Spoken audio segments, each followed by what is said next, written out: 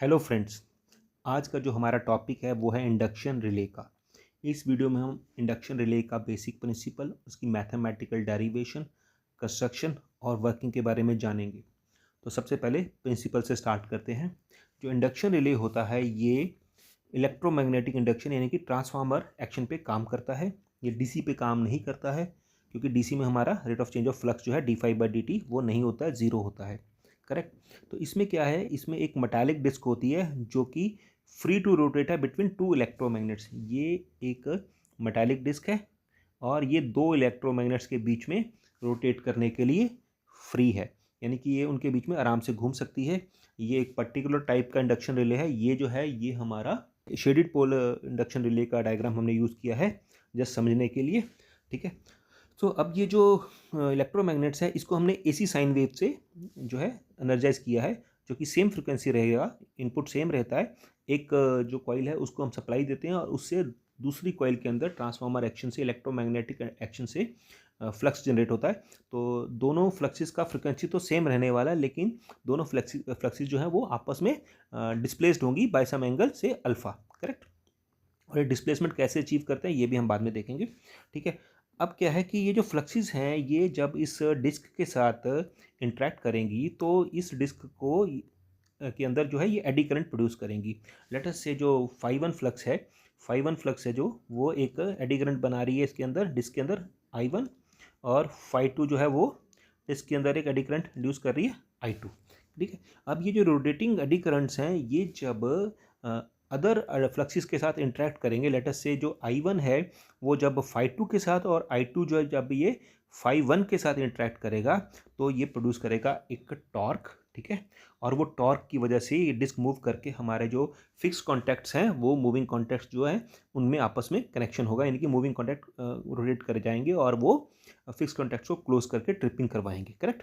तो ये था इसका बेसिक प्रिंसिपल। अब हम जानेंगे इसकी आगे की जो मैथमेटिकल डेरिवेशन है, पहले वो जानेंगे। अब हम डेरिवेशन से स्टार्ट करते हैं।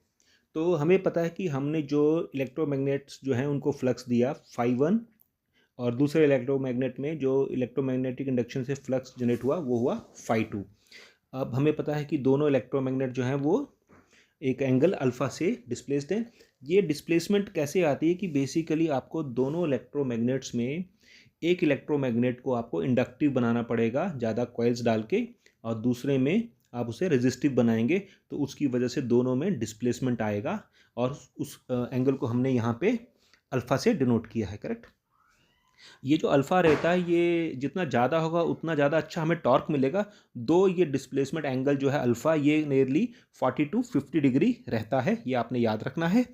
अब क्या हुआ कि जो फ्लक्सेस है हमारी, क्योंकि इनपुट जो है वो एसी है तो फ्लक्सेस भी हमारी साइन वेव होंगी। तो एक फ्लक्स जो बनेगा जो एक इलेक्ट्रोमैग्नेट में, उसको हमने डिनोट कर दिया phi 1 max into sine omega T, और दूसरे इलेक्ट्रोमैग्नेट को हमने डिनोट कर दिया phi 2 max sine omega T plus displacement angle यानी कि प्लस अल्फा से। करेक्ट। अब ये जो फ्लक्सेस हैं ये रोटर के अंदर एक ईएमएफ जनरेट करेंगे, और वो ईएमएफ जो होगी वो आपको पता है कि वो हो जाएगी d/dt। तो यहाँ फाई कितनी है, phi 1 max sine omega T. तो उसकी वजह से जो ईएमएफ बनेगा वो साइन का डेरिवेटिव यानी कि phi 1 max cos omega T हो जाएगा। करेक्ट। और दूसरे इलेक्ट्रोमैग्नेट में phi 2 max into cos omega T plus alpha हो जाएगा। करेक्ट।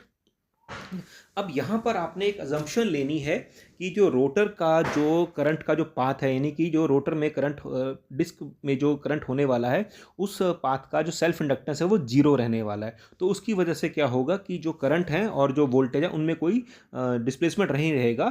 तो आपका जो I2 हो जाएगा, ठीक है, वो डायरेक्टली प्रोपोर्शनल हो जाएगा E2 के, और I1 प्रोपोर्शनल हो जाएगा E1 से। हम लिख सकते हैं कि I1 जो है वो डायरेक्टली प्रोपोर्शनल हो जाएगा E1 के, और E1 हमने डिराइव किया है phi 1 max cos omega T, और इसी तरह I2 हमने डिराइव किया है जो कि E2 के डायरेक्टली प्रोपोर्शनल हो जाएगा, और ये बन जाएगा phi 2 max cos omega T plus alpha. Correct. यहाँ तक हम आगे हैं। अब यहाँ पर वेक्टर डायग्राम हम बनाने की कोशिश करते हैं कि हमने बनाया एक फ्लक्स फाई 1, और फाई 1 को लीड कर रहा है phi 2 by N angle alpha. कि फ्लक्स जो है वो लीड करेगा और उसका कॉरस्पॉन्डिंग जो ईएमएफ है वो 90 डिग्री से लैग करेगा, 90 डिग्री से लैग करेगा। ऐसे ही φ2 से लैग करेगा E2 और ये एंगल भी हो जाएगा आपका क्या, अल्फा हो जाएगा, यानी कि ठीक है। अब जो टॉर्क है वो क्यों हो रहा है कि जब मोटर एक्शन में क्या होता है, एक कंडक्टर को दूसरी कोई फ्लक्स, रिलेटिव फ्लक्स जब इंटरेक्ट करती है तो उसमें टॉर्क प्रोड्यूस होता है। तो यहाँ पर φ1 जो है जब I2 के साथ इंटरेक्ट करेगी और इसी तरह जब φ2 जो है वो I1 के साथ इंटरेक्ट करेगी तो उसकी वजह से यहाँ पर फोर्स प्रोड्यूस होगा। ठीक है, सो जो दो फोर्सेस यहाँ प्रोड्यूस होंगी वो होगी F1 और F2, correct, F1 and F2।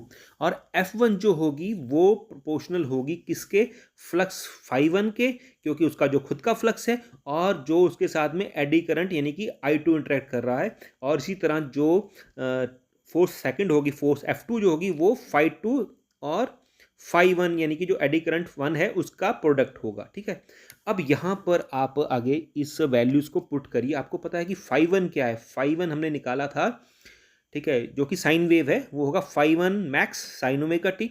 और I2 आपने कितना निकाला है, φ2 max cos omega t, equation number 4, correct. ठीक है, इसी तरह φ2 जो है वो हो जाएगा φ2 इंटू I2। तो φ2 तो आपको पता है कि जो उसका साइनोसॉडियल जो भी इंस्टेंटेनियस वैल्यू रहेगी φ2 max into sine omega T plus alpha और multiplication by φ1 max cos omega t, correct. अब ये दोनों जो फोर्सेस हैं F1 और F2 ये आपस में इंटरेक्ट करेंगी और इनका जो रिजल्टेंट रहेगा यानी कि जो F2 माइनस F1 है वो आपका बनेगा फाइनल फोर्स, यानी कि फाइनल जो रोटेटिंग टॉर्क प्रोड्यूस हो रहा है।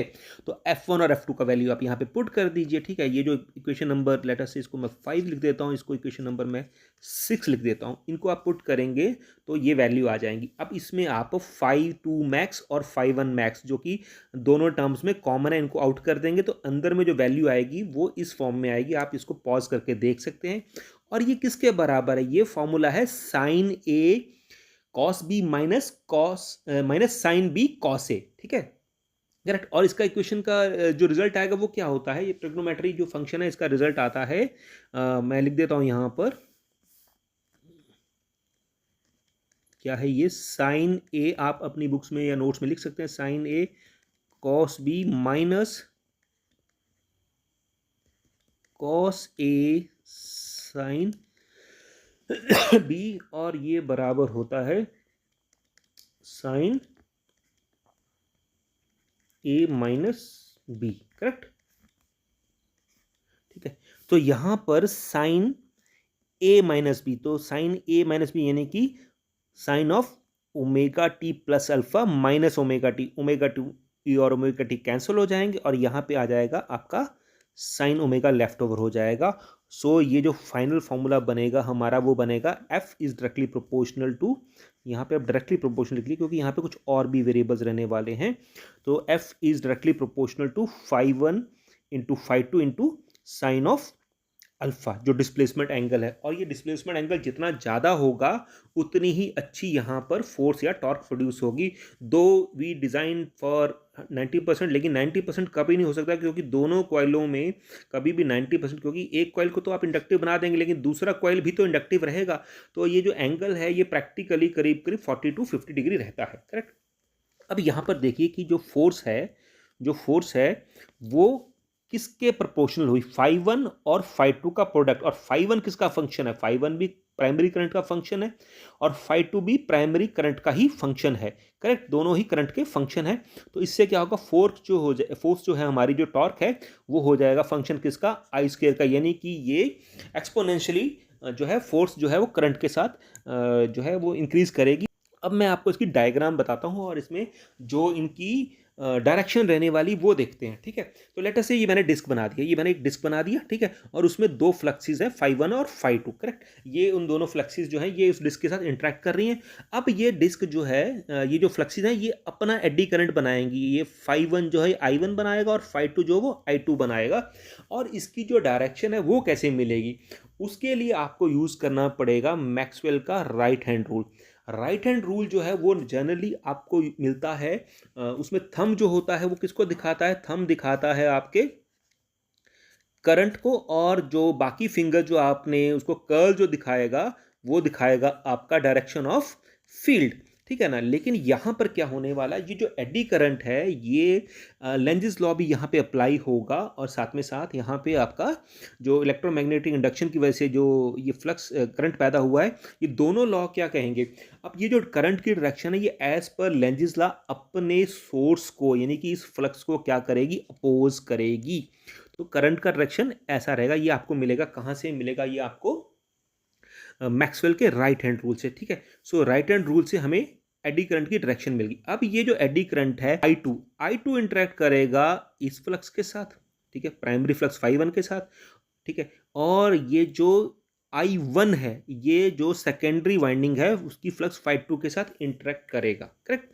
अब इसकी वजह से टॉर्क प्रोड्यूस होगी, और उस टॉर्क की डायरेक्शन अगर हमें जाननी है तो उसके लिए हमें यूज करना पड़ेगा, अब यहाँ पर आएगा क्योंकि हमें जानना है टॉर्क, ठीक है, यानी कि हमें जानना है मोशन का डायरेक्शन। तो मोशन के डायरेक्शन के लिए हम यूज करेंगे लेफ्ट हैंड रूल, ठीक है। उसका left hand rule Fleming's left hand rule, ठीक है, फ्लेमिंग्स का लेफ्ट हैंड रूल, जिसे कि आप मोटर रूल भी कहते हैं।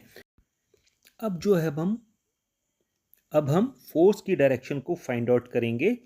सो हम देखते हैं कि ये जो करंट है, ये जो सेकेंडरी करंट है, यानी कि सेकेंडरी की वजह से जो एडी करंट है I2, उसका डायरेक्शन ये हुआ, करेक्ट, यहाँ पर इस तरह से मूव कर रहा है, तो इस पॉइंट पे इसका डायरेक्शन इस तरफ को है, ठीक है, और आपका जो फील्ड है उसका डायरेक्शन नीचे को है।